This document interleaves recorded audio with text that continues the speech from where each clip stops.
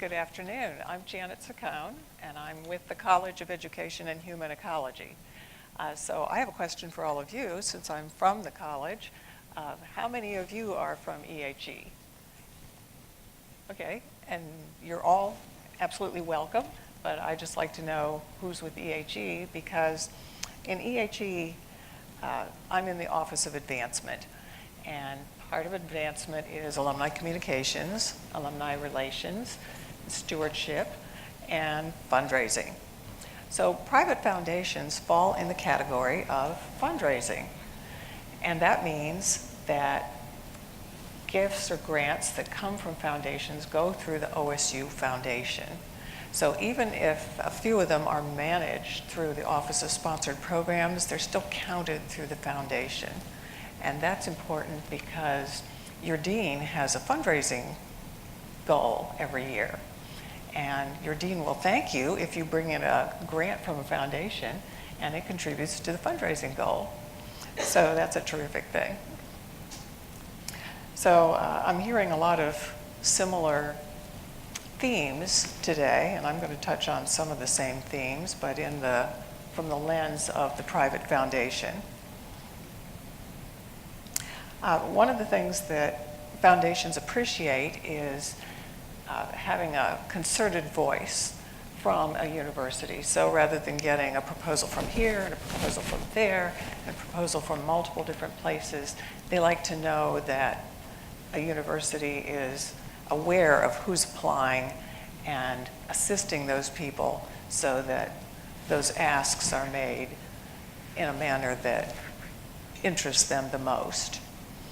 And so they like to coordinate those asks. So, and sometimes if a foundation is already given, they're sort of earmarked for a particular project. Like, everybody familiar with Pelotonia? I think it's American Electric Power Foundation. They have designated that they will make their gifts to Pelotonia to support that each year. And so they're not able to entertain other requests.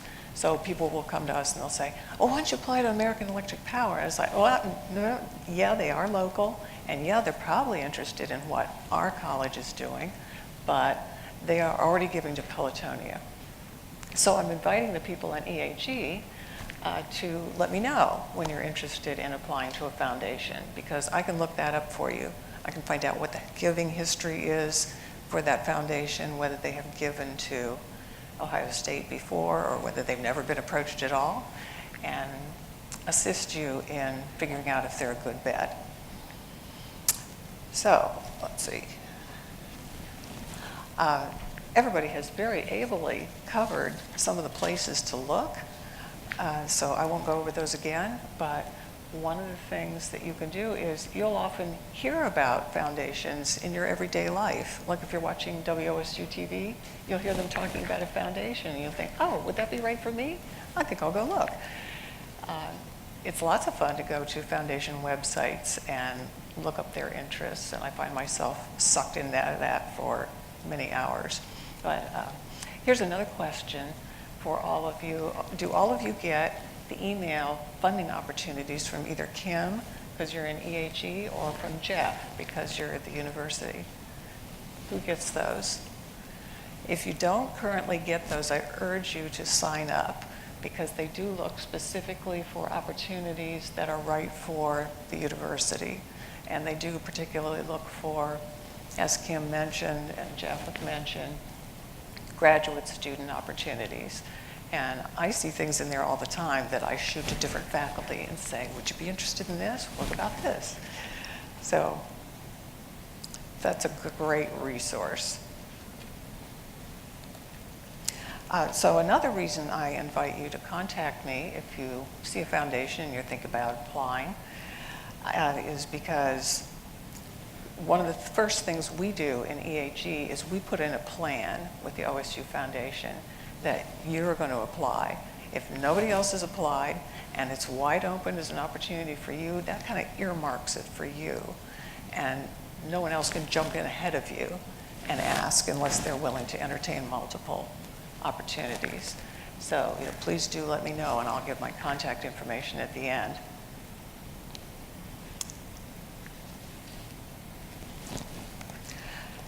So each of the presenters has emphasized studying the goals and interests of the organization. That's especially important for foundations because small private foundations or even some of the larger ones get so many requests that, unlike the federal government where they invite you to speak to a program officer, or as Kim said, it's required, a lot of foundations cannot talk to you and will not answer an email, or will only answer if you have a technical difficulty with their website, and they require online applications a lot of times.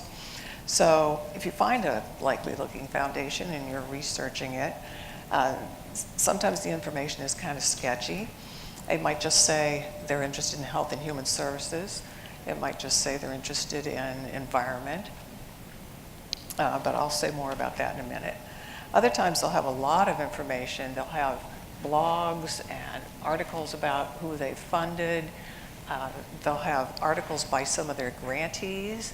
I ran into one recently that has its own journal and is a refereed, high-quality journal, and they publish everything that their grantees, well, I don't know about everything, but if it's refereed, they entertain all their grantees' publications. So some of the information can be quite extensive and very illuminating in terms of what their interests are.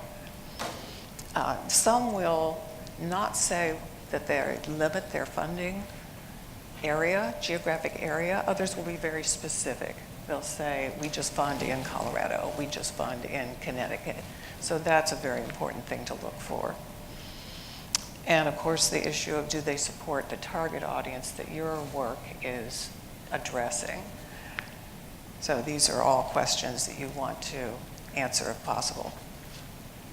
So another thing about private foundations is, like I said, they're a tough nut to crack. A lot of times you have to know somebody. So if you don't know somebody, it's not impossible, as Tracy was talking about and Kim was talking about, network and look for people. Now, I have an example of one foundation that put out an opportunity, and I thought, oh, this might be interesting to this particular faculty member. We looked at it together and we weren't quite sure. So then we looked at past grantees, and I found somebody that I thought was working in an area similar to hers. So she emailed that person at another institution. It was a senior person and she was a junior person. And she heard back when that person started a really nice dialogue with the person. And the professor said, no, that foundation was not funding in that subject area anymore, but she would like to be a senior mentor to our faculty members. So she gained a mentor by networking through the past grantees of that foundation. So I found that a very interesting experience. And then if you study the board members, I recently looked at one foundation where the board members were all faculty at other universities, and I thought, well, then our faculty would have a lot in common with them and could reach out to them and ask questions and see if they're willing to dialogue.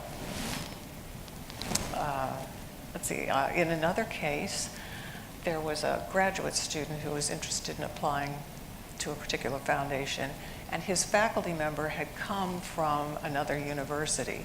And at that university, he knew a number of graduate students who had gotten that particular foundation grant. And so I looked at the opportunity and I thought, well, it doesn't quite fit him except for one thing. And this graduate student was addressing an issue related to minority students. And that was the special interest of that foundation. And so it looked like a good match, a good possibility. So those are the types of networking and ideas that you're looking for in order to find a match. So let's see, in closing, I wanted to say some of the things we can do for you as you're applying, if you're in EHE, is that my office will, if you have to do an online application, a lot of times there will be a character limit to your submission. And you have different sections, and those have to be plugged into those sections. If you're having difficulty meeting the character limit, I'm a great editor. I can work back and forth and wordsmith your piece to get it to fit into the character limit, so it goes in that box, okay? Another thing is, if you're applying they will often ask for your funding sponsor's boilerplate information. We have that for the OSU Foundation. We can share a login with you, put in that boilerplate information for you if it's called for, and take care of those housekeeping details for you. And like I said, the other thing that we can do is, as soon as you think you might be interested in applying to a particular foundation, I can look that up, see what the history is, see if it's been reserved for some other group or whether it's wide open for you. And then we can put in that plan, reserve it for you, and you are ready to develop.